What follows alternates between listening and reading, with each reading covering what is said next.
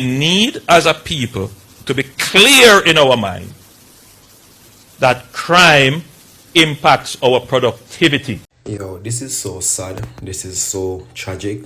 I mean, rest in peace to this little baby girl. I know she's up there in heaven with the angels. And I hope and pray that the mother don't feel any way, any sort of guilt, because she tried her best. She did her best for her two daughters. And, you know, in the end, one didn't survive.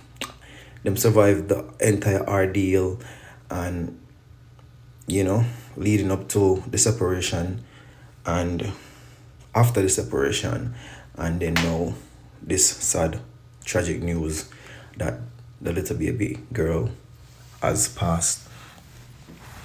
But to the mom, please do not feel guilty. I know you are hurt. I know you are going to go through a lot right now, and emotionally, you know, you're drained right now. I know that, because you know everybody that cheer you on, cheer the girls them on for a successful surgery, which they had. But unfortunately, after the surgery, we see right here, one didn't make it. So just go and hold strong and be strong for your daughter that passed, and for the one that's continuing her life on. I know you tried your best to give both of them a normal life, you know, to live them individual life, you know, because you know a conjoined twin is like, you know, everywhere one go, one after the day, the next one after the day. So it's not no prolonged message, but rest in peace to this little girl right here. You see me? I'm out. It is a heartbreaking situation for your mother of the conjoined twins. You see it, Azura lost her life. I just can't imagine what mama go through right now if you know see how she lose one of her daughter them. But you know, just keep your head up. The sky's the limit. You know, God never give more than what you can bear. Condolence to your family. Just always remember, see how everything happened for a reason, but you know it's a life that she lose her life after a surgery and them little thing. You see two beautiful twin, but at the end of the day, one day, same way, so we still have to be grateful and give thanks. But it's a sad story still if you know see how Jamaica first conjoined twins. You see, we wish them could have there, because you know a history book that, you see, pray. But you know, condolence to your family and stay strong and continue to believe, because as I say, God never give more than we can bear. You see it, and God always watch over you. So me I beg God to give your mother and your father health and give them strength, knowledge, wisdom and understanding. You know, right now the country I grieve right now if you know say we lose one of our conjoined twins. You see, to everybody where, you know, I could send with peaceful condolence to your family members, the mother and the father, the sisters and the brother, the nieces and the nephew. You see it, anybody who relate to them or associate with themselves with them. You see it, Azora you're gone, but you will never forgotten. You see it, pray always go there and I will have with heart, with mind and with soul. If you know, so watch out.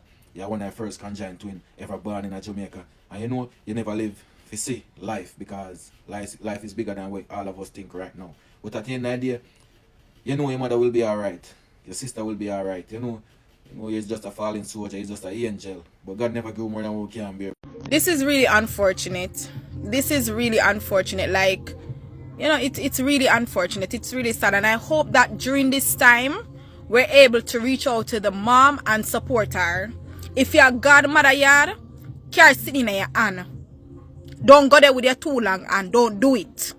This culture of we going to people's yard and them a grieve and we are look for something from them, it need to stop. This woman is grieving her child. If you go, put something in her hand. Carry something there. Be a community for her. My condolences to the family. This is really, when I tell you it's really sad, it is really sad. But before anything starts to go out there, I want to try and see if I can educate the public on what may have happened. Be reminded, before the surgery, the doctors made it clear that Azora's heart was beating at like 20% capacity, and her heart was enlarged and it had weakened muscles. So in my head, the twin sister Azaria, her heart was beating at like 180% capacity because she was beating for 2, right? So even though the surgery was successful, they still had to do multiple surgeries on Azora because her heart was still weak and they had to have her on medication and all of that, but the twin sister, she was eating and she was responding normal. They even stated that she would have needed a heart transplant to possibly survive. They did indicate that. If you read the reports, they did say it. They did make it clear. And they did also make it clear that based on Saudi Arabia criteria, that a transplant would not be possible. They made it clear. They expressed that. So all of that was really and truly said. But one may be asking, then why not leave them together? No. Both of them, in that case then, chances are would not survive. Because as I said, one sister heart, a beat for two people. It's not right. That's unhealthy. And two, the sister, where her heart a beat at 20% capacity, chances are she could have passed away, and then the other sister going a sepsis and pass away. So I'm glad that she was able to live a somewhat normal life, you know, just being able to walk and run up and down like a normal child, and you know, just live life to an extent. But you know, during this time, let's just send our support to the mother, because this is not a nice, it's not nice. I think, you know, maybe she would have probably somewhat, you know, prepared for it, but no matter how much you prepare, you'll never be able to fully prepare. So, you know, let's just send our love to her and support during this time. Azora Elson, one of the separated conjoined twin, has died earlier today. It's so tragic and unfortunate. My condolences to the family. So y'all know that last year, Azora and their sister Azaria went to Saudi Arabia as a conjoined twin to undergo the separation surgery. However, the surgery was successful, but unfortunately today, Azora is no longer here with us. Yeah, she has passed a couple hours ago. Listen, I would never want to experience the pain of losing a sibling, especially losing a twin. Listen, even though Azaria is still young and maybe she don't even understand what took place, but yet still she will grow and understand it. Trust me. And to the mom that went through the hardship and know say she have fought a battle to get her daughters separated, and to know that one, or say Azora is no longer here with us. It's really sad and it's really hard. And social media is really sad, because they know that a part of their journey was social media, because social media played a vital role in supporting their journey. Again, my condolences. It's really a sad day, you know? What began as a story of hope and medical triumph has now taken a heartbreaking turn. Following the successful separation of Jamaican conjoined twins Azaria and Azora at King Abdullah Specialist Children's Hospital, TVJ News has confirmed that one of the toddlers has died. The deceased is Azora Elson. The 2-year-olds underwent the complex procedure on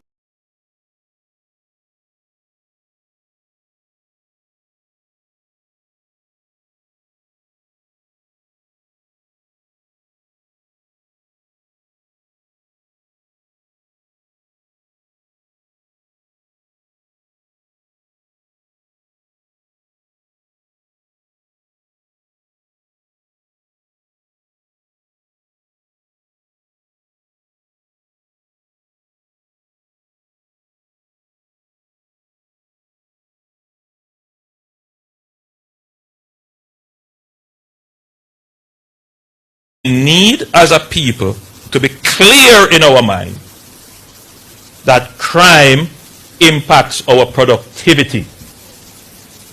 Crime destroys the value of our service and product. We must stop seeing the criminals as Robin Hoods and see them for what they are, a pestilence.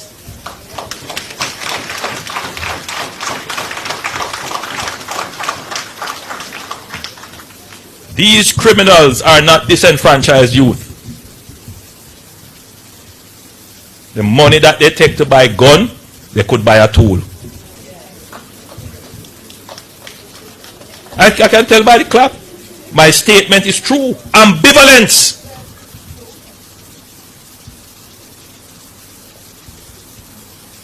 Until we get that out of our minds, that we're not dealing with angels, then we will continue to cuddle them. Unless we recognize that the criminals impact the tourism product and reduces the value that we can get from it, we won't grow and your wages will remain low. Because the service that we offer is a much better product, but we can't get the value out of it because there's this stigma.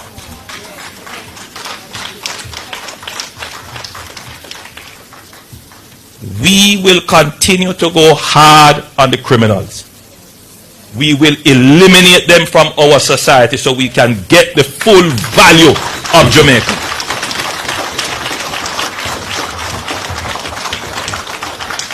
I want that to be unmistakable in its understanding. I am not ambivalent about it. And I want every Jamaican to be decisive about this. They are the ones that have kept us from realizing our full potential. We believe they are saving our communities. They are giving justice in our community. No, they're not doing that. They are raping your daughters and killing your sons.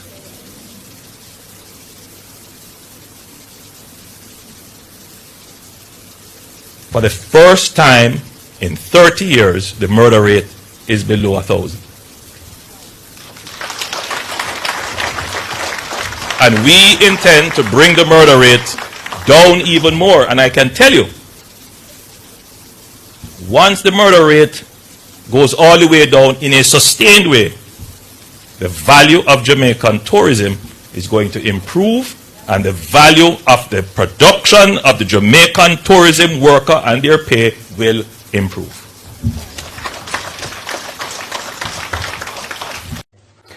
First up this evening, Jamaicans are being warned to brace for an increase in food prices in the coming months. The warning comes from Chief Executive Officer of the separate group, Richard Pandohi. Speaking with a news center today, Mr. Pandohi, who is the head of one of the largest food distribution companies in the country, warned that food prices will skyrocket as the conflict in the Middle East enters its 5th week. The war by the USA and Israel on Iran has triggered a surge in world oil prices. Which has begun increasing transportation costs, electricity and production costs. In terms of food security, this translates into higher prices for both imported and locally produced food. Imported goods are becoming more expensive due to shipping costs, higher input costs for packaging, and those type of things. For local food production, local farmers are going to face higher input costs for fertilizers, animal feed and transportation. I don't expect any issue with the availability of food. The challenge will be the affordability. The overall economic effect, if the conflict continues, will be increased economic headwind with high inflation, pressure on household spending, and pressure on businesses to maintain margins. This conflict is extremely unfortunate, but it couldn't have come at a worse time for Jamaica. We'll now have had 2 major external shocks in 6 months, Hurricane Melissa and now this. So overall, headwinds ahead, tough times, but we'll hopefully be resilient as we have always done and get through this. It's another beautiful day, but I can tell you that on the other side of the Caribbean island, it's not a happy moment as we speak, because in the past few hours, we lost one of the conjoined twins. 4 months ago, we saw this celebration from all over the world, not just from Jamaica. And people were happy that these 2 conjoined twins, they have successfully been separated in Saudi Arabia, and now they are independent. They play independently, they eat like everything. And then, my good people, 4 months later, we lose one of the child, which is very sad. And Jamaicans have come out to speak out about this issue.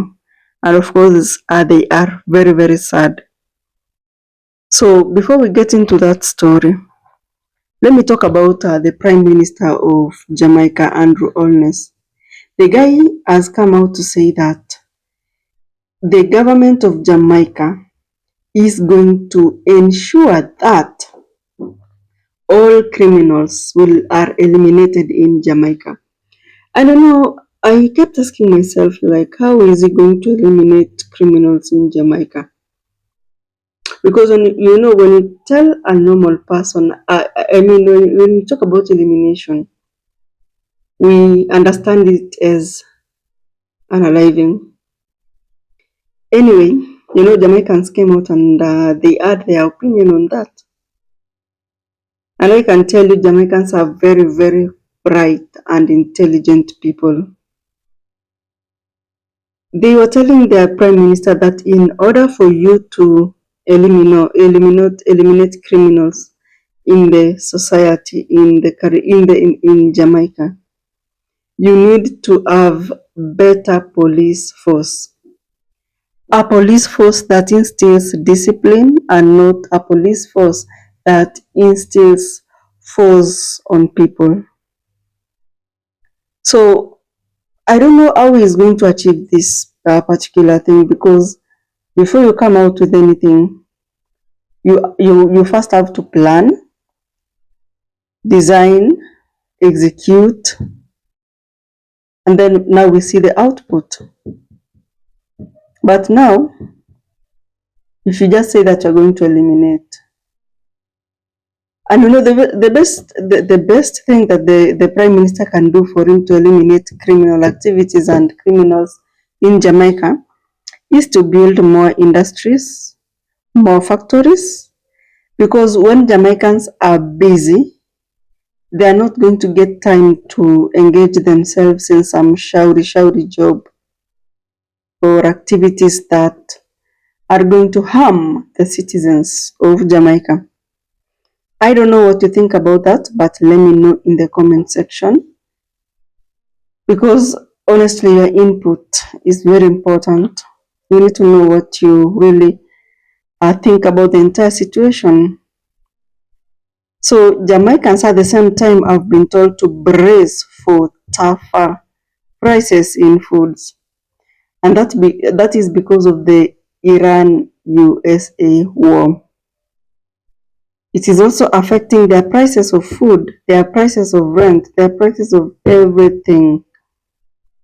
If Iran war has not affected any country, then that must be an abnormal kind of situation, because gas is everything, oil is everything. The moment it goes up, then the cost of items has to go up, and Jamaicans are being told early.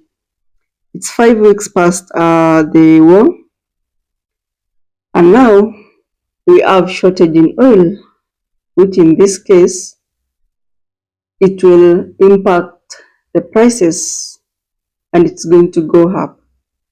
And if it goes up, this means that the prices of items will also have to go up, because the oil has gone up, the gas has gone up. I don't know what you think about that, guys. This Iran-USA war, it has really brought a lot of disadvantage on not only the American people, but also around the world. So guys, there is this story that I saw about Tanzania, but I don't know if I should talk about it. I think I'll have to talk about that in the next video, because in today's video we want to focus only on Jamaica.